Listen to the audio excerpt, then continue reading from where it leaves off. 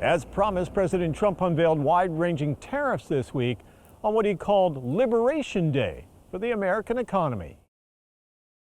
At a White House ceremony, the president said he would impose 10% tariffs on all imports, as well as much higher reciprocal tariffs on dozens of countries that the administration says have treated the U.S. unfairly and have led to large trade deficits.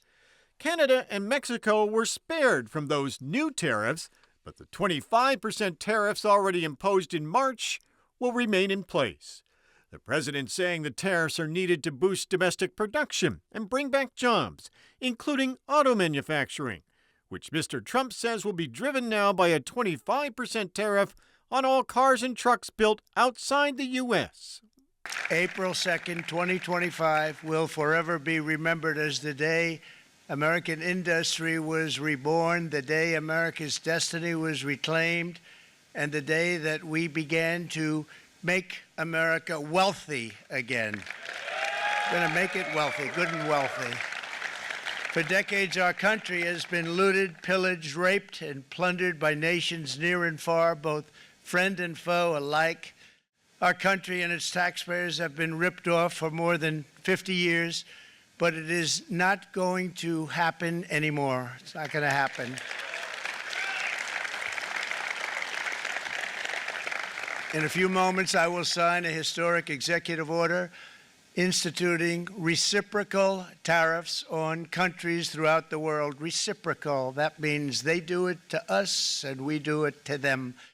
Jobs and factories will come roaring back into our country, and you see it happening already.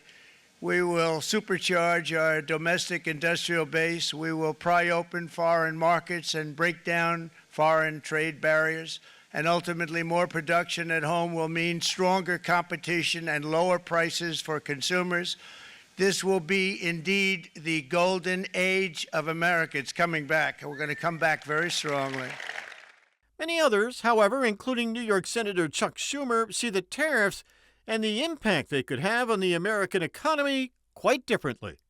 It's a gut punch to upstate New York's economy, a gut punch to New York's economy that could devastate our families and small businesses in ways we haven't seen since the height of the pandemic.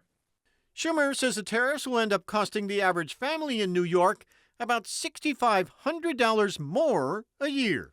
We have to address trade imbalances. I've been as tough on China as anybody. But that's what Trump should be doing. He should focus on China's cheating, not on Canada, and picking a trade war that will only cost New York jobs and drive up prices for everyone. So we're fighting back. Schumer and fellow Democrats in the U.S. Senate got 4 Republicans to go along with legislation that would nullify the emergency order the president used for the tariffs against Canada, but the bill does not appear to have enough support to pass the House. Canada, meantime, is preparing to announce retaliatory tariffs on American goods.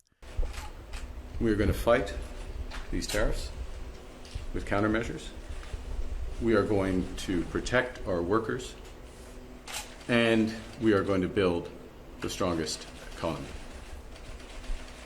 in the G7. North Country Republican Congresswoman Elise Stefanik said in a statement that she strongly supports President Trump's American First economic policies to, in her words, strengthen American manufacturing and create millions of American jobs.